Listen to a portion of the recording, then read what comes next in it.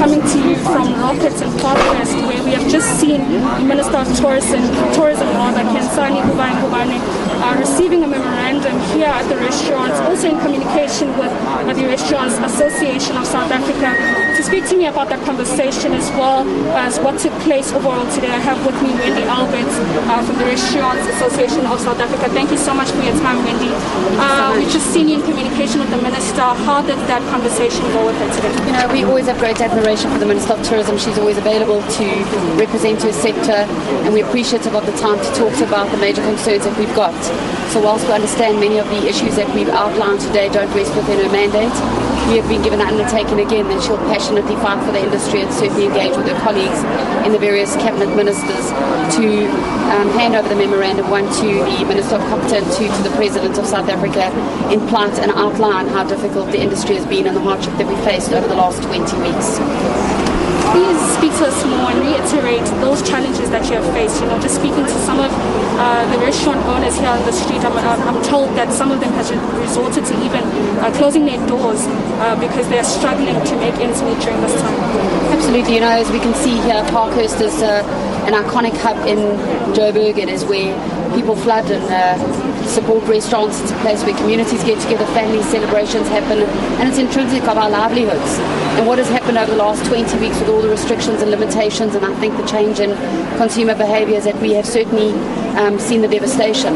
And as a result of all these regulations that keep putting a challenge, one, to both the restaurateur and the consumer, we have found that we have lost a lot of the ability to trade, and the financial means to survive our businesses just simply hasn't been available.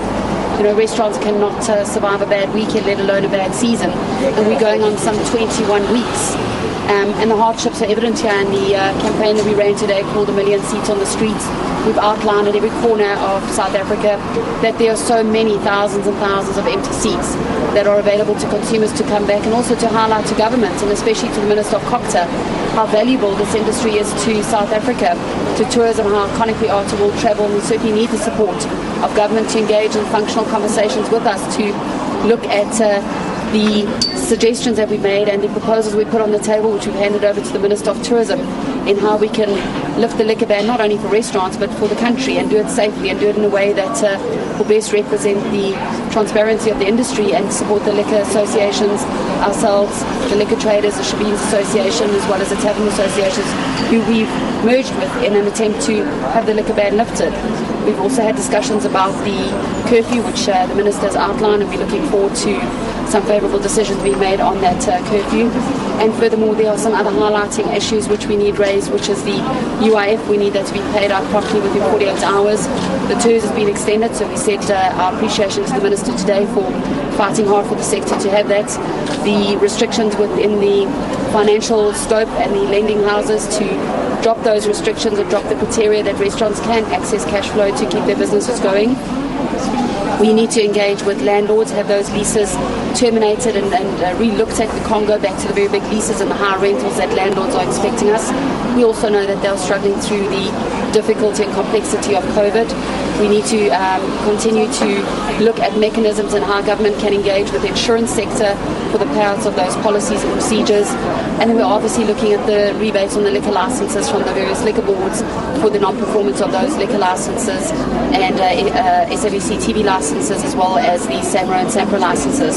So there's a long list of things that we certainly do need. Of the 50% of restaurants that have closed their doors, they're very unsure whether they'll ever be able to open their doors as a result of whether or not we do have fruitful conversations, and we managed to manoeuvre getting the liquor ban lifted, the curfew lifted, as well as getting some financial support and compensation in terms of cash flow to realign our businesses and open the doors and save all these beautiful people's jobs. You can see the diversity that sits within this beautiful street. It's one of the iconic strips in South Africa. There's hundreds and other beautiful places like this, and beautiful restaurants in the tourism belt, and we certainly do need to save the industry, and we need to be able to open up soon for domestic travel, and certainly being able to get people back into our businesses. So we are so appreciative of the consumers that came out today, that can speak volumes for the beautiful restaurants that they've sat into, and it's been a wonderful, safe experience, and that health protocols have been at the highest level, and we will continue to exercise putting staff and the health and safety of our consumers as a top priority. Thank you very much. Thank you so much. That's Wendy Alberts from the Restaurants Association of South Africa speaking to us about the conversation she has had with the minister today, handing over the memorandum as well. But that's it from here. Back to you in studio. Okay, this report from Parktown, where restaurateurs were picketing there.